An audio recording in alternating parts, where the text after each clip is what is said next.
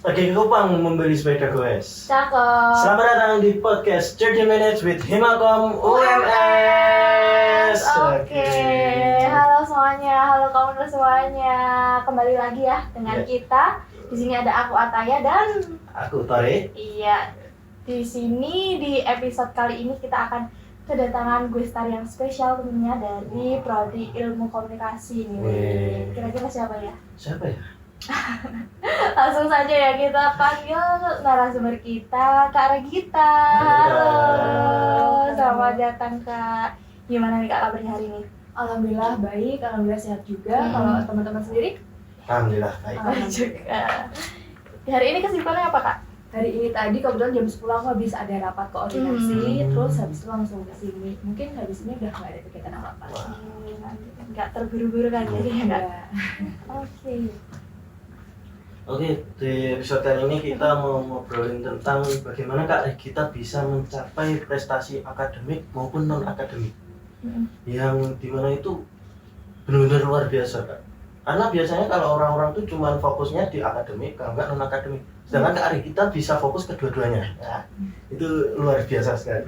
Tapi benar Rik, Gimana? sebelum kita mengulik lebih dalam nih ya, Ya. ini aku bakal bacain sedikit profil nih dari Kak Regita sendiri ya. Oh iya.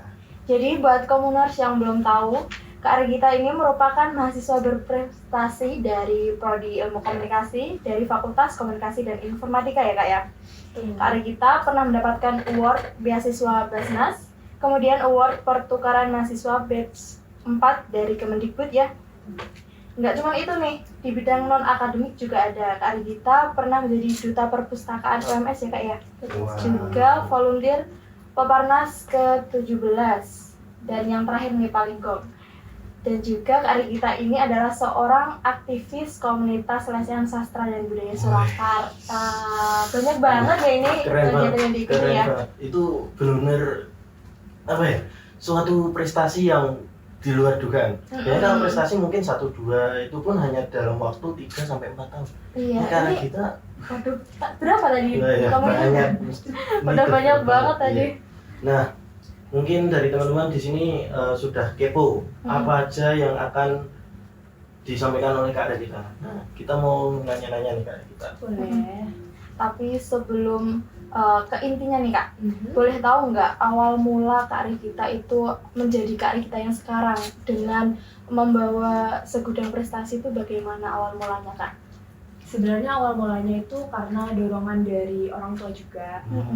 Orang tua tuh selalu mensupport apa yang aku lakuin gitu loh. Kemudian lingkungan di kelas atau lingkungan di universitasku ini sangat support aku juga. Iya. Jadi aku ada dua temanku ini kita bareng-bareng ikut berbagai lomba, ikut berbagai acara secara bareng-bareng, dan itu menurut aku ngebantu aku banget supaya aku juga bisa grow gitu loh. Iya, sama-sama ambis Iya, gitu ya. sama-sama ambis gitu. Iya. Dan karena lingkunganku yang sehat itu, jadilah terbentuk motivasi untuk aku selalu eager to learn something new. Iya, benar. Tapi Kak Regita kan Kak Regita udah banyak banget nih prestasinya. Nah, awal mula Kak Regita mengawali prestasi ini tuh ngerasa minder nggak pas awal-awal itu? Tentunya aku ngerasa minder banget, apalagi aku di antara circle-circleku yang dari SMA itu aku di swasta sendiri. Jadi aku punya circle waktu SMA, mereka itu dari top-top PTN, ada yang dari UGM, IPB, UNES, UNS, ITB, dan aku sendiri yang ada di swasta. Iya. Tapi aku dari situ tuh mikir gitu loh, kalau aku terus-terusan minder, aku nggak bakal ada di titik ini, nggak bakal ngerasain dapat prestasi, nggak bakal ngerasain punya pengalaman yang banyak seperti itu. Maka dari itu aku berusaha semaksimal mungkin buat ngilangin rasa minder itu. Nah, caranya menghilangkan rasa minder itu gimana Kak?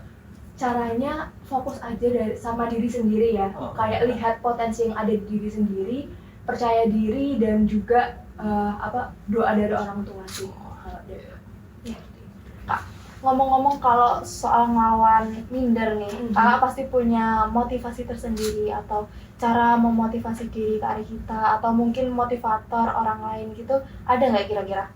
ada dong tentunya.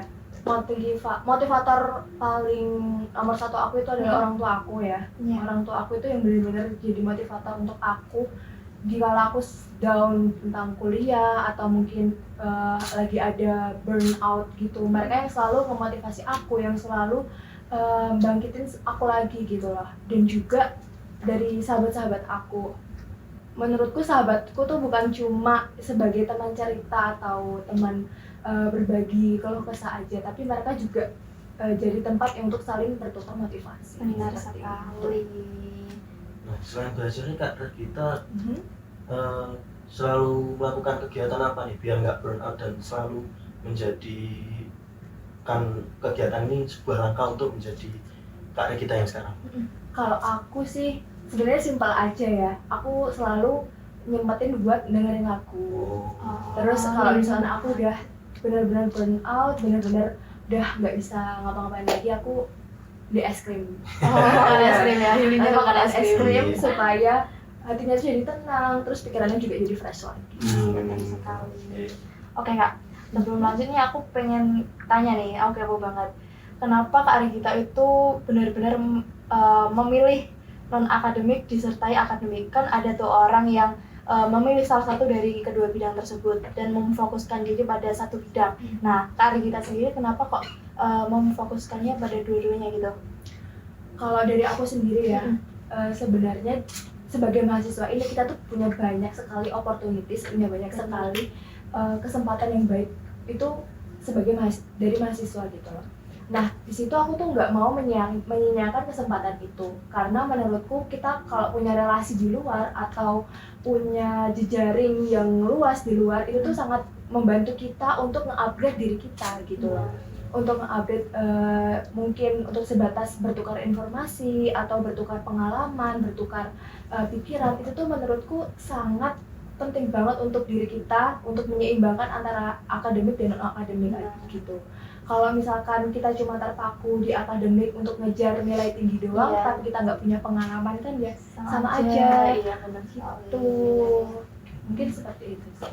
Oke, kamu semuanya tadi sudah disinggung ya bahwa Kak Regita ini terpilih sebagai award beasiswa dari Basnas. Nah, kira-kira boleh sharing nggak gimana prosesnya, terus downnya seperti apa, atau kesulitannya lah, gimana Kak? Boleh banget dong. Jadi sebenarnya aku itu di semester 3 kalau nggak 2 sempat daftar juga Basnas yang untuk angkatan kelima, tapi ternyata nggak lolos. Alhasil di semester 5 kemarin aku daftar lagi dan alhamdulillahnya lolos. Dan ada sedikit perbedaan di antara kedua rules untuk di batch 5 sama yang ke-6 itu. Kalau yang ke-6 ini aku harus minta surat rekomendasi dulu nih dari Basnas di kota atau kabupaten, kalau enggak dari kepala desa atau sekretaris desa seperti itu. Kemudian kita juga disuruh nulis esai tentang apa yang akan kamu berikan kontribusimu sebagai mahasiswa dengan jurusanmu itu untuk Basnasnya nanti itu seperti apa. Nah, kalau yang di batch 6 ini itu tuh kita ngetik, tapi kalau di batch 5 kemarin itu tuh harus ditulis tangan gitu. Dan habis itu ada wawancara juga. Wawancaranya itu nanti dilakukan sama dari Mawa dari UMS-nya ini. Habis itu nanti Mawanya seleksi lagi, baru nanti yang diseleksi itu dikirimkan ke pusatnya, di pusat baru diseleksi itu lagi. Jadi dari kampus ada seleksi tersendiri? Iya, seleksi tersendiri seperti itu. Nah, kan Kak Regita juga selain mendapatkan Basnas ya, Kak Regita kan juga ikut serta dalam program bersama Converti University ini. Nah, pengalaman belajar lintas negara ini membuat Kak Regita tuh menjadi seperti apa? Apakah punya sudut pandang baru atau pengalaman baru? Karena ini lintas negara.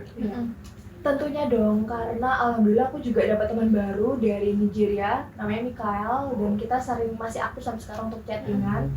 kita sering bicara tentang universitas di sini dan sana, kita kayak nge-compare juga mereka tuh belajarnya kayak gimana.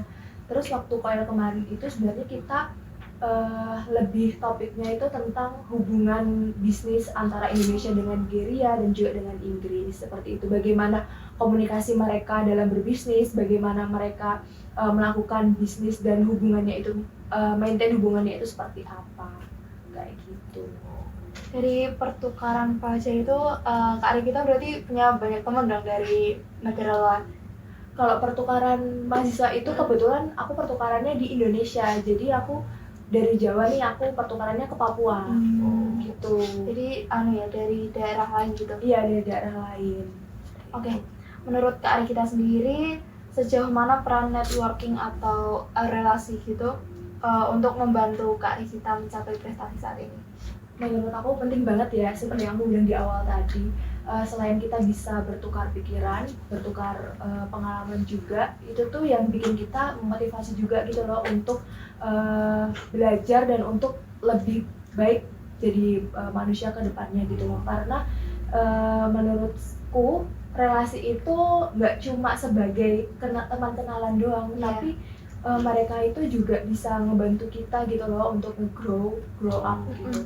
Jadi nggak hanya gimana ya, nggak cuma oh ya udah kenalannya ini aja, bukan sebatas teman aja, tapi kita harus bisa memanfaatkan relasi-relasi itu untuk diri kita juga gitu.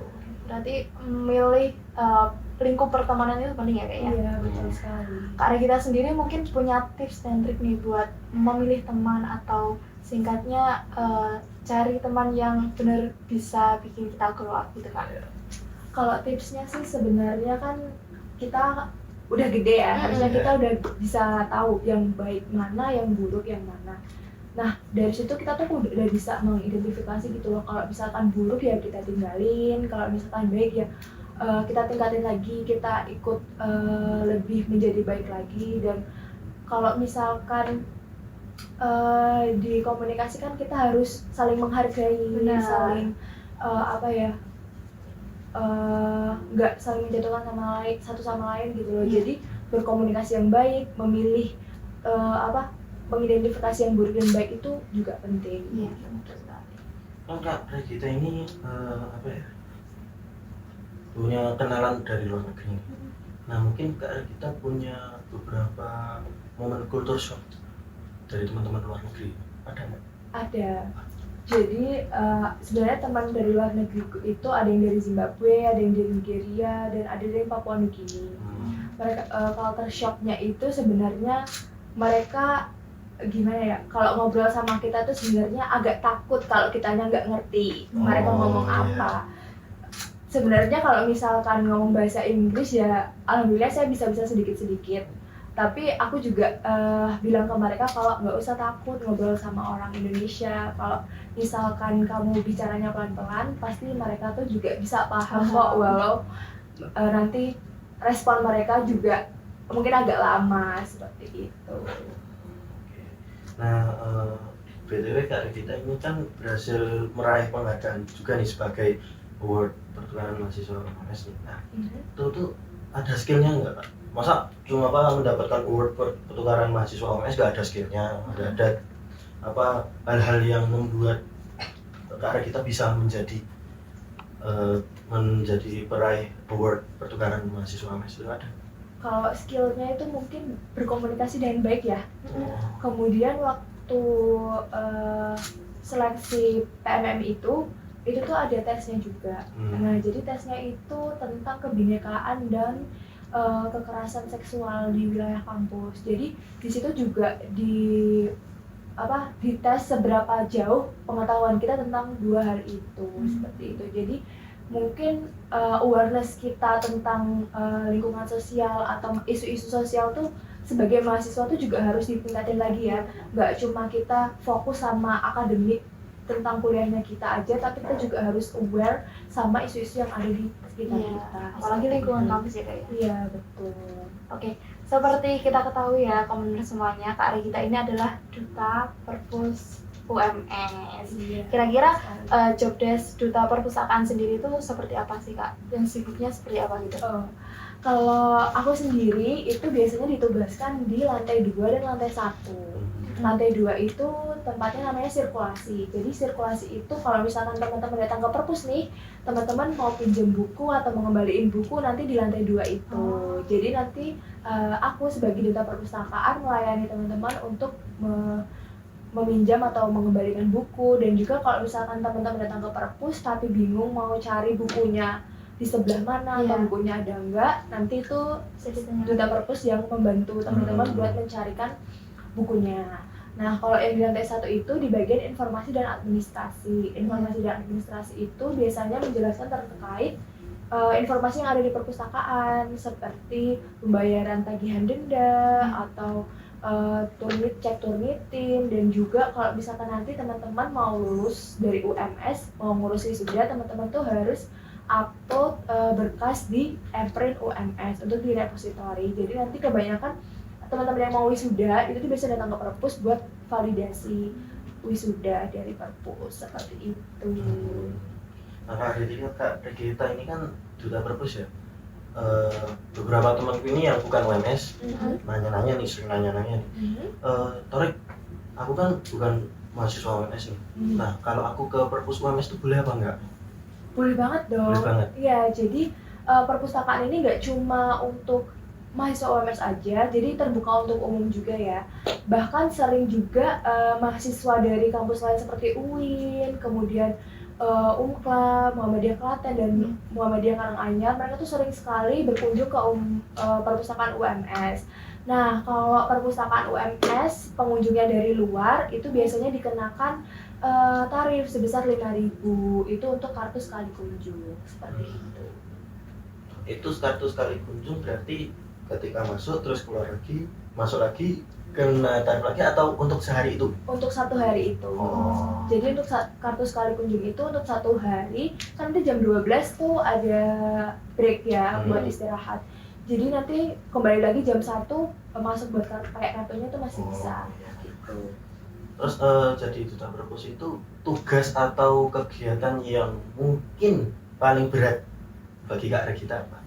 Kalau paling berat itu mungkin di bagian informasi itu tadi ya, menjelaskan terkait informasi yang ada di perpustakaan. Soalnya kalau misalkan kita kasih salah informasi kan itu juga fatal ya buat pengunjung, karena ditakutkan nanti kita jadi misinformasi atau mislead buat pengunjungnya. Jadi kita harus berhati-hati dalam memberikan informasi dan juga harus clear dan nggak boleh salah seperti itu. Mungkin itu sih yang paling berat. Wah, berat juga ya.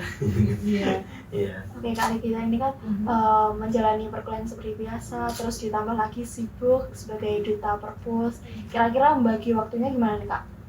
Kalau aku bagi waktunya sebenarnya aku nulis di kalender sih. Kayak kalender itu aku nanti di tanggal ini aku di jam-jam tertentu apakah aku ada agenda, atau misalkan aku free ya aku tulis free. Kemudian aku selalu set alarm supaya aku nggak lupa. Soalnya aku selalu lupa sama agendaku, jadi aku selalu set alarm, dan alhamdulillahnya itu ngebantu aku banget supaya aku bisa datang tepat waktu kalau misalnya ada agenda, dan juga aku nggak lupa sama hal-hal yang lainnya seperti itu. Kalau boleh tahu Kak Regita ini join organisasi atau kesibukan di luar kampus?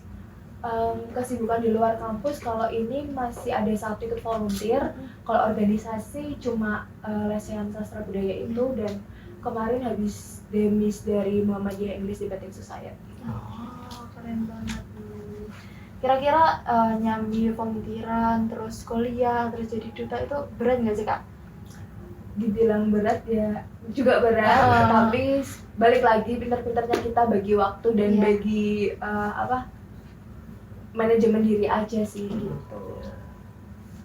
Oke Kak, kita akan menuju sesi selanjutnya yaitu mini games this or that. Nanti kita memberikan 2 pilihan, Kak Regita milih salah satu pilihan tersebut dan memberikan alasan kenapa Kak Regita memilih gitu. Oke, langsung yang pertama, Kak Regita lebih milih buku fisik atau e-book?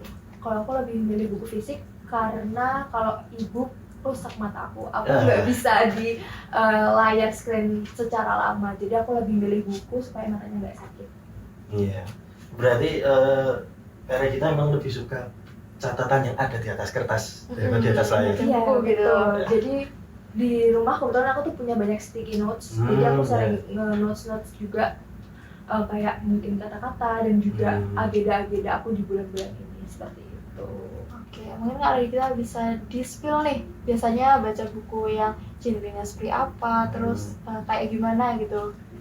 Kalau aku sukanya yang romantis ya, Sama normalnya perempuan. normalnya perempuan, juga buku fiksi seperti Oh, itu. iya.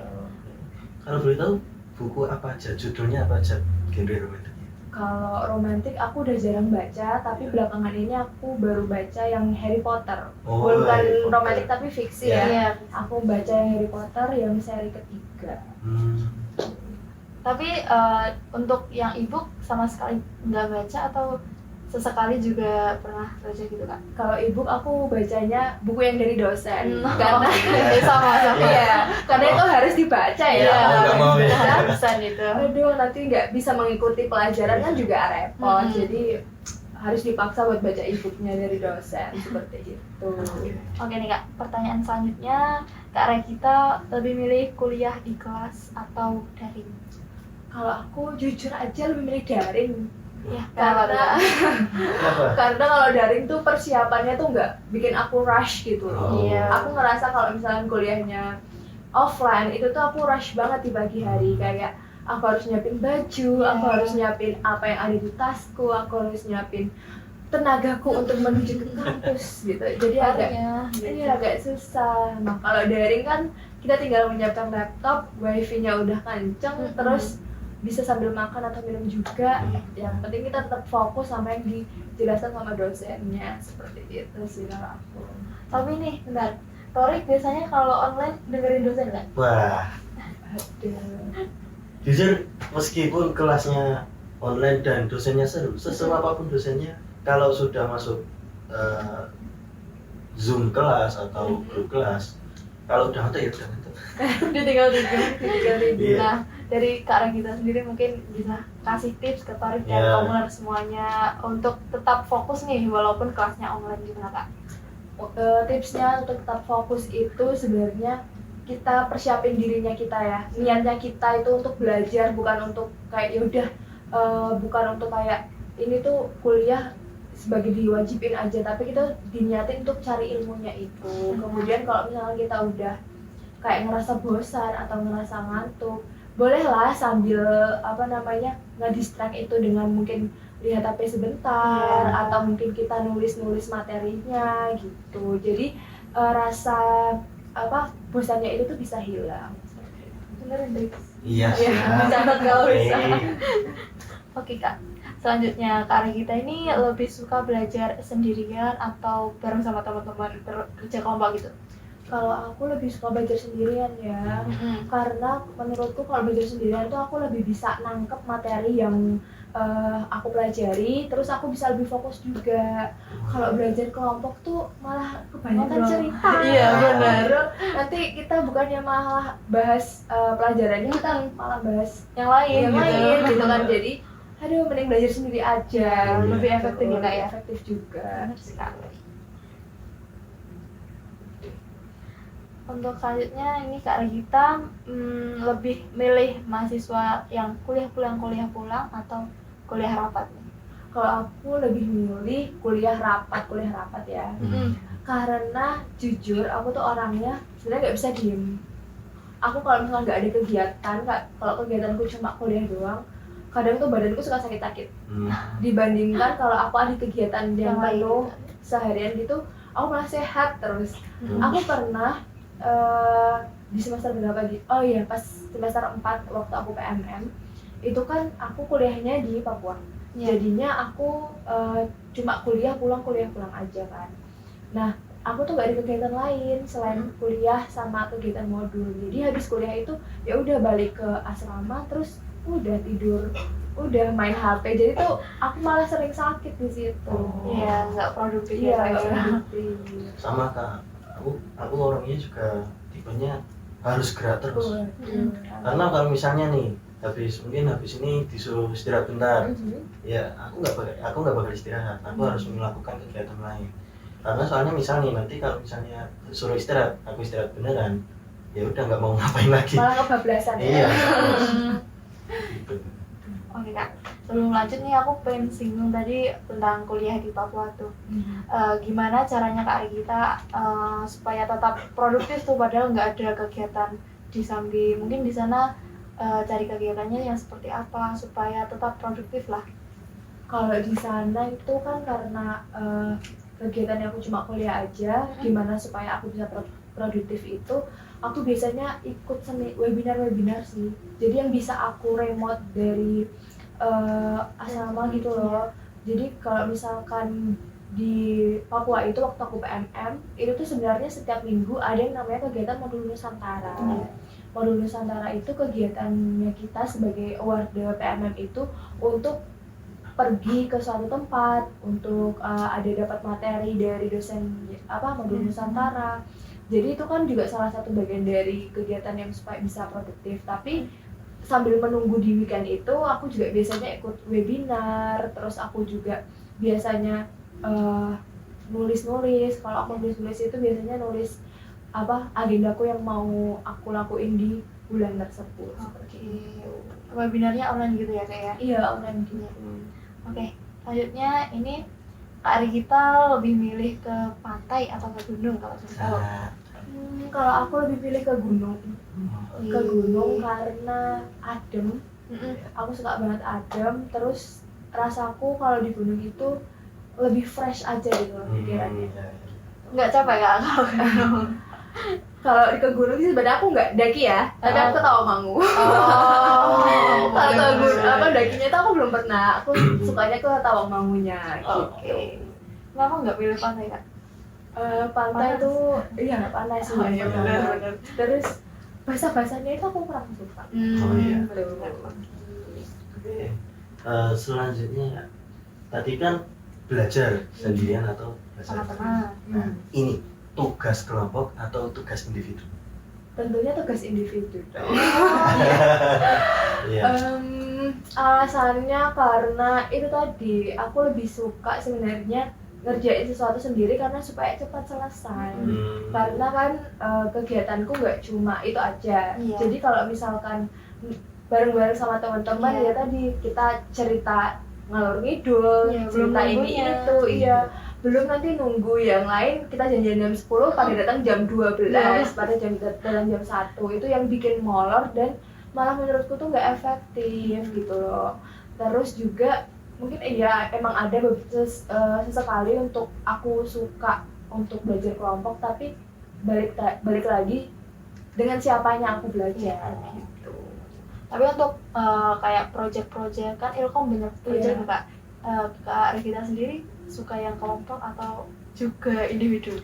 Kebetulan kan kalau project di Ilkom kan banyak yang kelompok ya. Iya. Jadi mau nggak mau ya harus melapangkan hati dan mempersiapkan diri untuk mengerjakan tugas kelompok itu. Nah, antisipasiku supaya teman-teman kelompokku mereka tuh mau kerja bareng itu tuh aku nge-maintain emosiku supaya aku nggak meledak-meledak, supaya aku bisa keep the relationship dan komunikasiku yang baik sama teman-temanku supaya kerja kelompoknya ini tadi, tugas-tugas ini tadi tuh bisa selesai dengan baik gitu, juga nggak merugikan satu sama lain.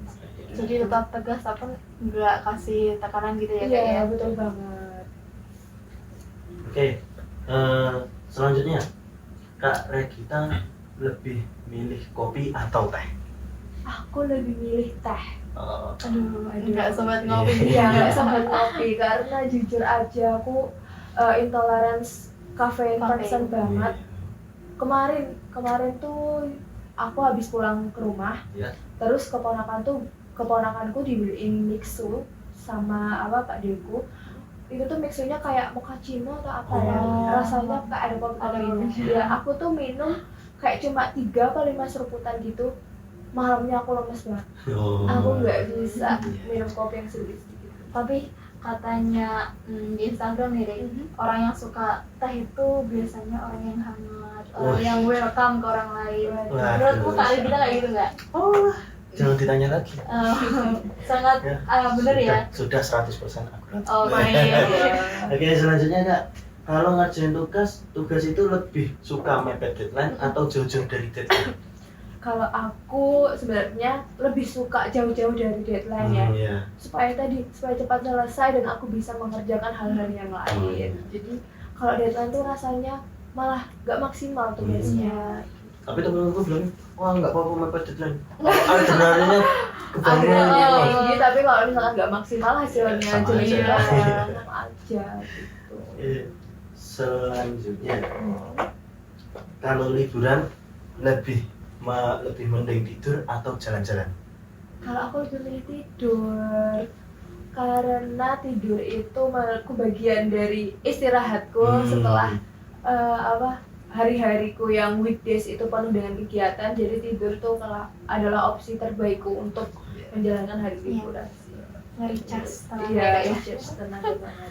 Oke Kak, bisa dong di-spill ke Commoners semuanya tips dan trik untuk mempertahankan konsistensi belajar tapi dibarengi dengan kegiatan-kegiatan yang cukup full gitu. Tips and triknya itu sebenarnya yang pertama percaya sama potensi diri kita. Iya. Yang kedua juga jangan lupa untuk selalu minta support dari orang tua. Iya. Yang ketiga tentunya kita harus tetap belajar ya. Belajar tuh bukan cuma kayak belajar materi di kuliah aja, tapi kita tuh harus belajar tentang social life juga gitu loh. Apa pelajaran hidup yang kita bisa ambil supaya kita bisa mengimplementasikan itu di kehidupan kita selanjutnya atau di kehidupan kita di masa depan seperti itu. Karena menurutku hal tersebut tuh berkorelasi juga dengan pentingnya kita untuk mendapatkan prestasi seperti itu. Betul sekali. Oke, Commoners semuanya. Jadi yang dapat kita tarik nih dari obrolan kita pada hari ini, menyeimbangkan prestasi akademik dan non akademik itu memang cukup menantang ya Mbak ya. Iya. Yang penting kita bisa mengaturnya dengan baik, terus menentukan skala prioritas dan tentunya mengorganisasi kesibukan kita dengan baik ya Rik ya. Betul sekali. Mungkin perumpamannya gini, kita adalah manusia. Manusia kalau tidak melakukan kegiatan apapun atau aktivitas apapun ya akan seperti manusia. Kita manusia itu butuh kegiatan ya Mbak. Betul. Kita tuh bukan adonan-adonan yang didiamin bisa berkembang.